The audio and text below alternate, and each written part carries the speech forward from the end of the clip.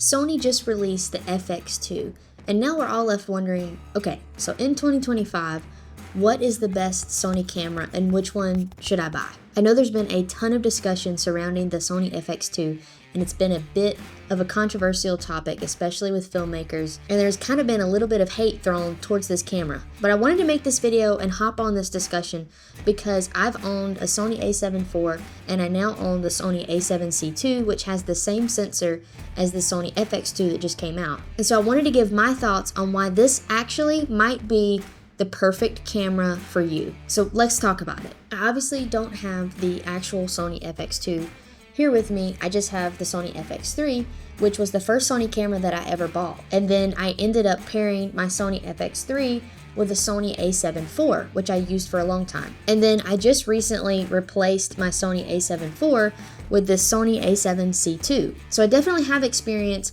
with this sensor and with these camera types in relation to the Sony FX2 coming out. So let's just do a little bit of a comparison between these three cameras. I'm not gonna super dive into specs. There's so many videos out there that detail the specs of these cameras. I'm just gonna kind of point out specific features and what might change your mind on which one of these that you actually want to purchase in 2025. We can do a little B&H comparison to kind of see these three cameras side by side and their differences. First of all, let's talk about price. The Sony A7C II is obviously gonna be your cheapest option, coming in at $2,200.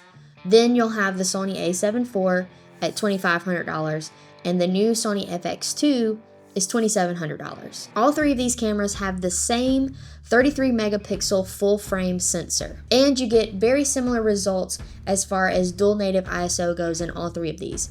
The Sony A7IV and the Sony A7C II both have a dual native ISO in S-Log3 of 800 and 3200.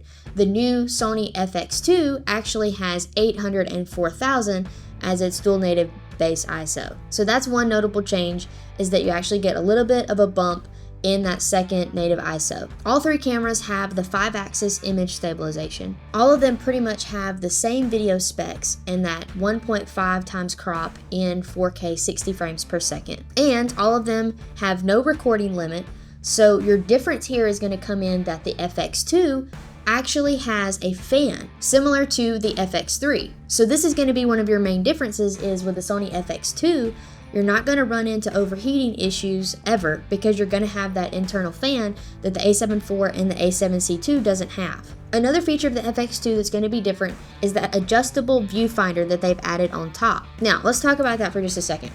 This might be the selling point that gets you. If you use a viewfinder and maybe you love that for your photos, this is going to be your hybrid go-to camera. You're used to using the viewfinder, you love to use it, then having this one on the Sony FX2 that's adjustable and really has like a really good experience, that might be the selling point that causes you to buy the FX2 over the Sony A7C II or the A7IV. But you want to be aware, if you don't use a viewfinder, this new viewfinder on the FX2 is like very large, it kind of protrudes from the body, and it's not removable. So you're gonna have to think about that hard. If you don't use a viewfinder, then that may not be the right camera for you. Personally, that's what would keep me from buying the FX2, is literally just the viewfinder, because I would not want that to be in my way all of the time because I don't use a viewfinder. And that's the point of this video.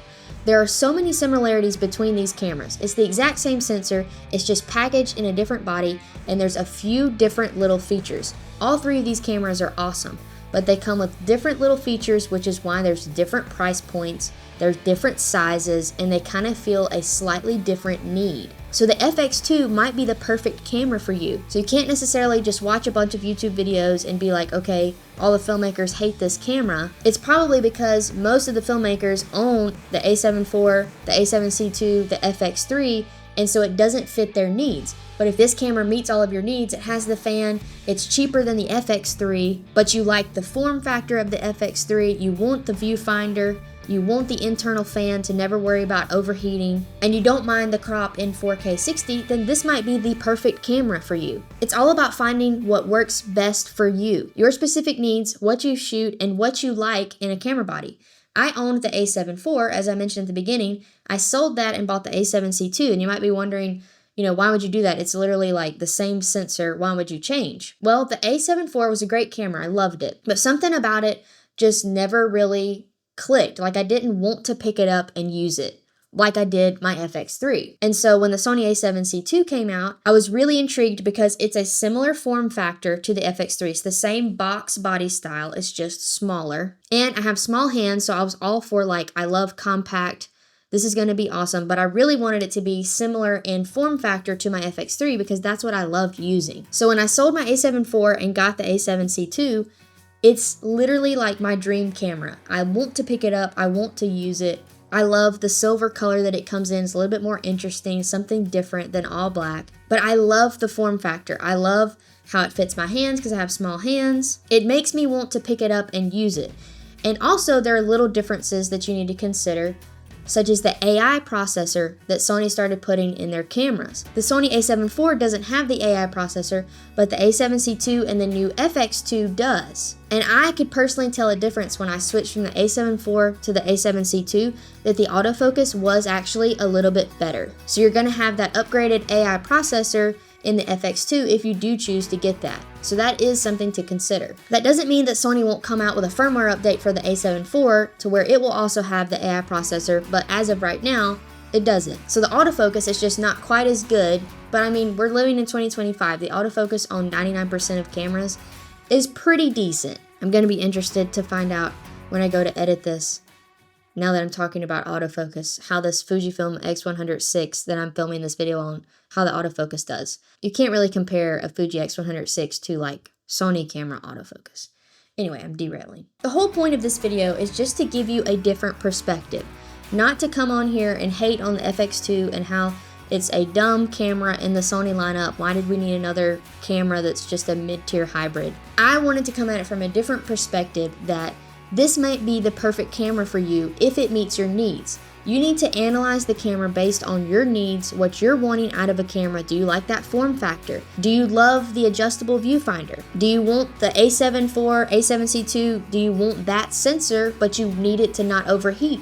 So you need the internal fan. Think about the features of the camera and how it's going to apply to how you're going to use it, not just what all of the reviews say. And do your research. I'm not saying to not watch the reviews. I'm just saying when you go to make the choice to buy the camera, make sure that it matches your needs, and that's all that matters. So let me know in the comments down below, which Sony camera do you think is the best in 2025 and which one would you purchase? I know I personally love my FX3 and my Sony A7C II combo, and I don't think that I would change to anything else right now unless they come out with like an FX3 Mark II or something similar. This is the perfect setup for me. It meets all of my needs and it makes me want to go and create and pick up the camera and use it. So let me know in the comments what that would be for you.